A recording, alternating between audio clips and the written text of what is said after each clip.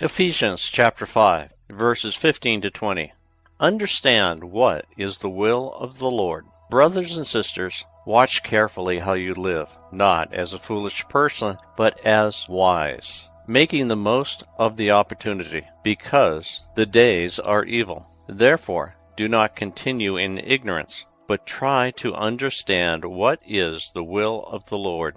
And do not get drunk on wine, in which lies debauchery, but be filled with the Spirit, addressing one another in psalms and hymns and spiritual songs, singing and playing to the Lord in your hearts, giving thanks always and for everything in the name of the Lord Jesus Christ to God the Father. Jesus called his disciples the salt of the earth because they were seasoned with heavenly wisdom. Jesus is the Son of justice and calls his disciples the light of the world. The reason for this is that through them, as through shining rays, he has poured out the light of truth and wisdom upon the entire world. The unwise have chosen to ignore the light and truth. The wise have chosen to follow the lit path of truth all the way to the promised eternal rewards. Ephesians chapter 5, verse 8.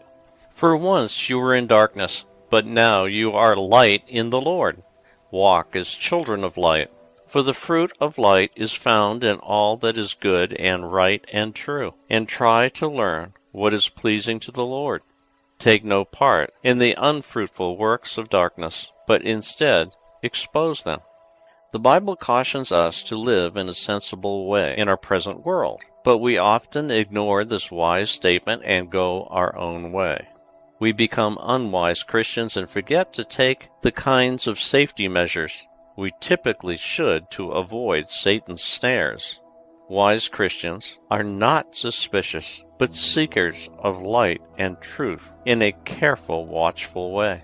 Therefore, do not be foolish, but understand what the will of the Lord is. What is the will of the Lord? His will is that we become holy. Holiness is carrying out to perfection the teachings of the Lord. As Paul said in Galatians chapter 2, verse 20, I have been crucified with Christ. It is no longer I who live, but Christ who lives in me. And the life I now live in the flesh, I live by faith in the Son of God,